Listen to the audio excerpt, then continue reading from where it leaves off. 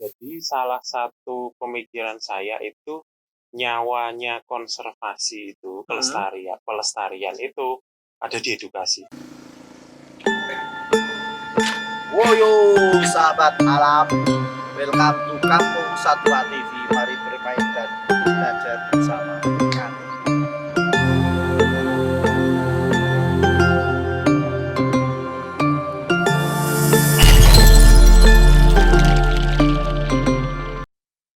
Salam lestari, salam edukasi, salam konservasi.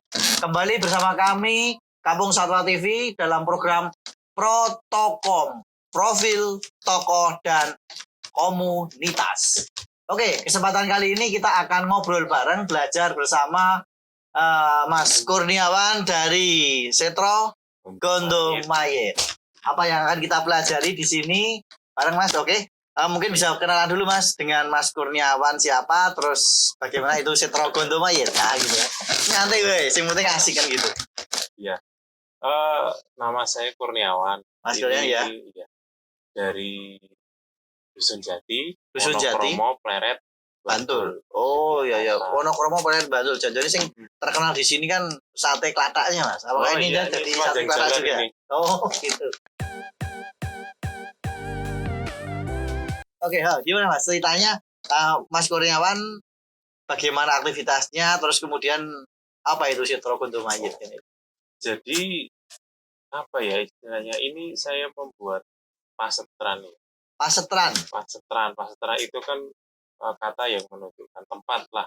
Nah, Oke. Jadi tempat ini sebenarnya memang ekspresi dari ketertarikan saya, minat saya, terutama di bidang kelestarian. Di bidang kelestarian, ya. Kelestarian apa ini? Lingkungan juga. Lingkungan, budaya juga. Budaya. Jadi di sini nanti tempatnya juga selain untuk kita melestarikan lingkungan, belajar tentang kelestarian, kita juga di sini juga menampung ekspresi budaya dari teman-teman rekan-rekan dari kampung sini. Oh ya mantap. Terus ada apa aja itu Mas? Budaya-budaya yang ada di kampung sini yang mau coba ditampung itu seperti apa? Oh, yang kita tampung memang kita setiap 1 tahun sekali memang kita akan agendakan kirap. Kirap, oke. Kirap budaya bro, kirap budaya kawan-kawan ya. Betul. Kirap itu nanti ya kita kirap konsepnya memang kirap, tapi di situ kita tanamkan nilai-nilai kelestarian juga. Jadi menanamkan kelestarian melalui budaya. Oke, kampanye kelestarian melalui budaya. Oke. Sip. Terus sudah ini Mas, sudah pernah dilakukan atau masih? Nah, ini sebenarnya memang mau kita adakan tahun ini ya, awal tahun ini. Awal memang, 2020 ya. Karena terus memang kemudian ada COVID ini. Oh jadi, iya, gara-gara pandemi itu yang harus repot ya. Bagaimana lagi ya kita undur nggak apa-apa. Sebenarnya kemarin tinggal eksekusi, tinggal jalan. Jadi kita gamelan musik ada, kemudian pakaian ada Jawa satu bergodo ada. Ya kita sebenarnya tinggal jalan aja. Tapi ya ternyata ketabrak pandemi ini ya bagaimana lagi. Ini menarik. Kenapa kemudian kalau pasetran atau ada yang bilang ini kan dari istilah dunia wayang kalau nggak salah toh. Itu kan pasetran atau pasetren. Sama kemudian untuk ngeri, bro jenenge bro namanya itu agak ngeri. Gondomayit, itu gondo itu bau, mayit itu kan bangkai kan itu bangkai manusia. Ini kenapa Mas? Ini sebenarnya kata setro atau pasetran itu jadi dulu konsep kampung zaman dulu itu suatu kampung ya sekitarnya kan belantara hutan. Itu ada tempat yang di situ jadi tempat pekiwan istilahnya. Tempat pekiwan. Tempat dulu kan kita ini ya masyarakat kita kan agraris, beternak, bertani. Nah, pasetran atau setro itu biasanya tempat pekiwan, wingit dan bentuknya jurang. Biasanya seperti itu. Nah, ketika ini ada dari warga ini ada ternak mati. Nah, ini mereka membuangnya di situ. Jadi mungkin bahasa kasarnya sekarang seperti ini ya tempat penampungan akhir sampah itu loh. Cuman kan sampahnya dulu dengan sampahnya sekarang beda. Beda. Nah, ini secara kelihatan lahiriahnya saja, secara batinnya memang benar Pasetan Setrogodo Mayit itu kan kayangannya Betari Durga.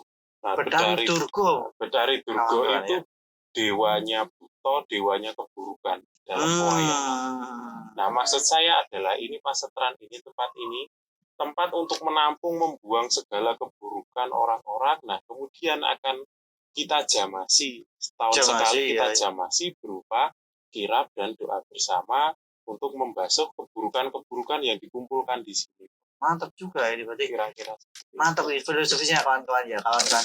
Jadi bagaimana kemudian segala hal yang buruk-buruk itu kita olah kembali, kemudian diambil sebuah kebaikannya hingga kemudian menghasilkan berbagai macam yang bermanfaat dan berbagai kebaikan di masyarakat. Dan tentunya kembali di sini adalah menjadikan sebuah kelestarian alam dan apa tadi Mas?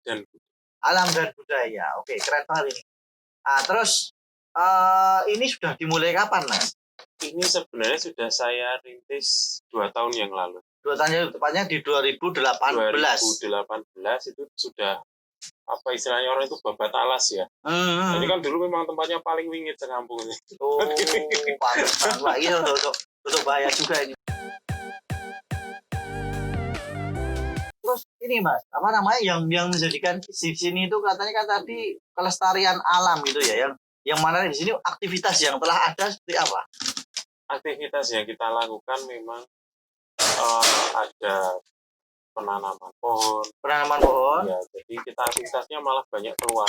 Oh, keluar. Kalau yang di ini memang masih banyak keluar karena memang fasilitas yang ada sekarang belum tidak seperti yang dulu. Jadi dulu itu kita kan belum punya tempat pertemuan, belum punya tempat ini panggung dan sebagainya. Jadi aktivitas kita banyak di luar. Nah, sekarang karena sudah ada fasilitas lagi, jadi nanti kita juga akan perbanyak fasilitas kegiatan rutinitas di dalam Pasetran. Ya nanti saya punya pengen membuat sekolah konservasi. Keren bro, sekolah konservasi. Apa itu maksudnya Mas? Ini baru pertama kali nih kayaknya saya dengar ada sekolah konservasi gitu kan. Jadi sekolah konservasi ini memang seperti sekolah, tapi konsepnya kita buat anak-anak itu bermain sekaligus belajar. Bermain dan belajar. Dan anak-anak itu kurikulumnya adalah kurikulum anak-anak bisa mencintai, merawat, menghargai lingkungan. Tidak harus jadi konservator. Yang penting mereka bisa menghargai lingkungan. Itu sudah cukup. Sudah cukup ya Mas. Jadi kegiatan itu yang memang saya rencanakan sepekan sekali. Jadi setiap hari Minggu atau malam Minggu, anak-anak kampus ini kumpul bareng-bareng di sini. Nah, kita nanti ada agenda mendongeng, ada nonton film, kemudian ada pesta karya, kerajinan, kemudian anak-anak juga kita ajak untuk menanam pohon, merawat lingkungan, dari pembibitan sampai penanaman dan perawatan. Oh, keren banget. Kalau tadi yang sudah ini aktivitasnya penanaman pohon, pembibitan dan sebagainya. Nah, ini terus menanamnya di mana atau di lokasi mana aja itu Mas? Ini jadi karena memang tempat kita ini memang kita jadikan prototipe. Jadi, ya. Bagaimana kita bisa mendapatkan tempat tinggal yang nyaman dengan lingkungan yang asri. Padahal memang di sini sebenarnya samping-sampingnya itu kalau kita lihat sudah bukan lagi hutan tapi hutan beton nih Mas ya. Udah mulai hutan beton sebenarnya kan. Hutan batu bata kan gitu. Gak apa-apa, keren. Terus aktivitas lain Mas, itu untuk anak-anak tadi ya. Kita ada aktivitas pendongengan. Itu siapa yang sering ngisi biasanya? Yang mendongeng itu kebetulan teman saya namanya Pak Suroso. Pak Suroso? Iya. Dia spesialis dongeng apa aja itu? Untuk anak-anak kemudian jadi... Karena beliau itu juga tertarik di bidang konservasi alam lingkungan itu. Beliau itu memang mendongeng fabel. Fabel itu, dan kelebihannya beliau itu adalah bisa menirukan lebih dari 40 jenis suara kicauan burung dan binatang. Wah, keren bro. 40 kicauan burung dan binatang. Enggak, misalkan dari kawan-kawan sahabat alam, kawan-kawan kita di Kampung Satwa TV ini, pengen mengadakan acara tentang fabel dan sebagainya tadi ke siapa Pak Suroso tadi kira-kira enaknya gimana itu? Boleh nanti langsung hubungi beliau boleh. Boleh, oke. Suroso atau main ke sini ya? Main ke sini juga. Kamera bisa. Jadi kawan-kawan semua entah itu nanti dari TK, PAUD ataupun sekolah manapun bisa ya Mas ya. Bisa, nanti ke sini ya. Ada kontak person atau Instagramnya atau apa mungkin sosial medianya?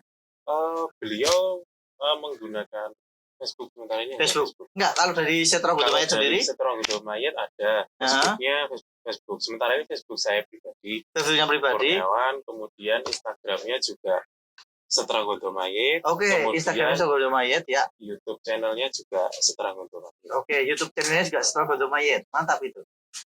Tadi udah kita bahas itu Mas. Terus untuk aktivitasnya Mas Kurniawan sendiri Mas, selain ini apa Mas? Profilnya kan tadi, ini kan kita bisa profil tokoh nih. Selain mengurus Setro Budo Mayit, apalagi kegiatan yang lainnya, kesehariannya gitu. Seharian apa ya?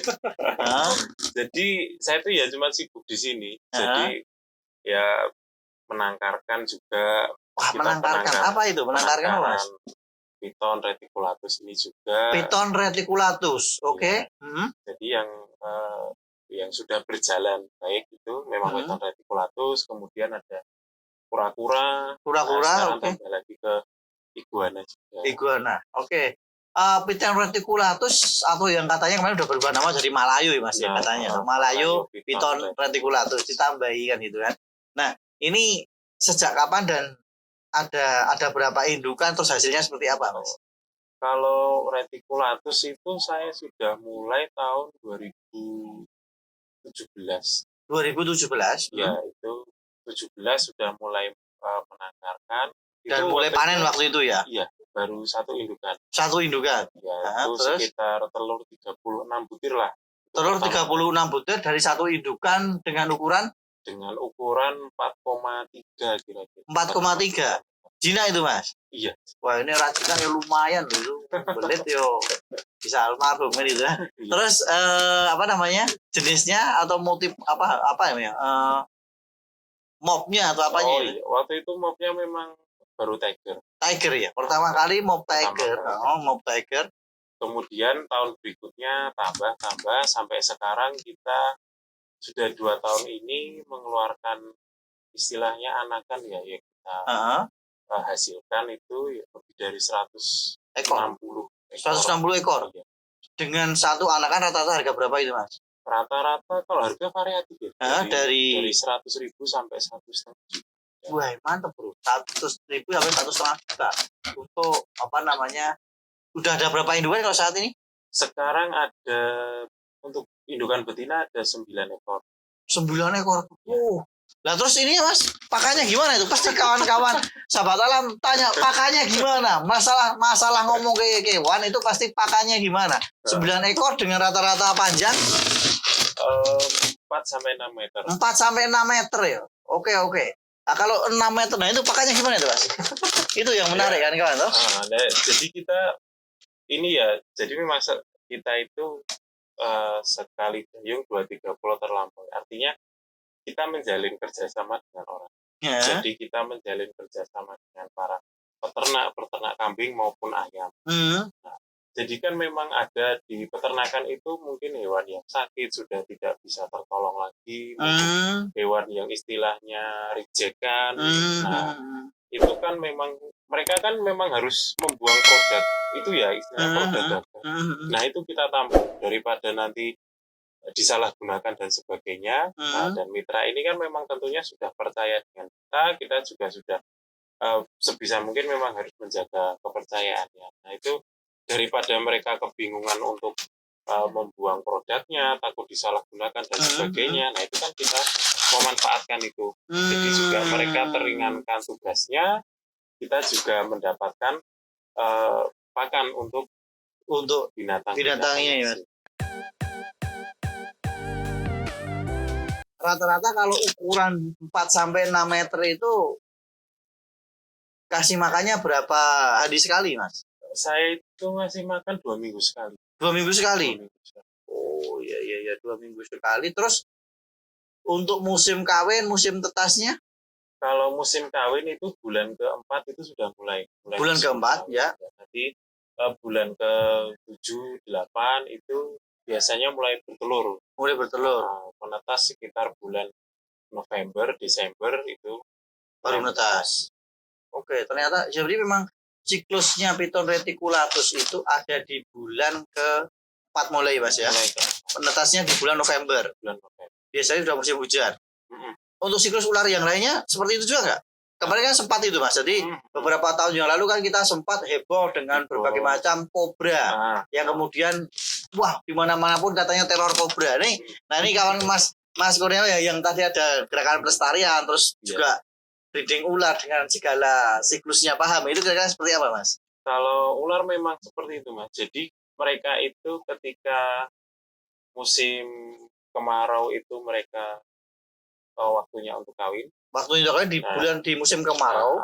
Ya, kemudian pas telurnya menetas itu di awal musim penghujan. Di awal musim penghujan. Ini harusnya sudah mulai mau ini ya? Iya, ini sudah hampir. Ini kan memang sudah mulai ada yang menetas itu. Oh, udah mulai ada yang menetas.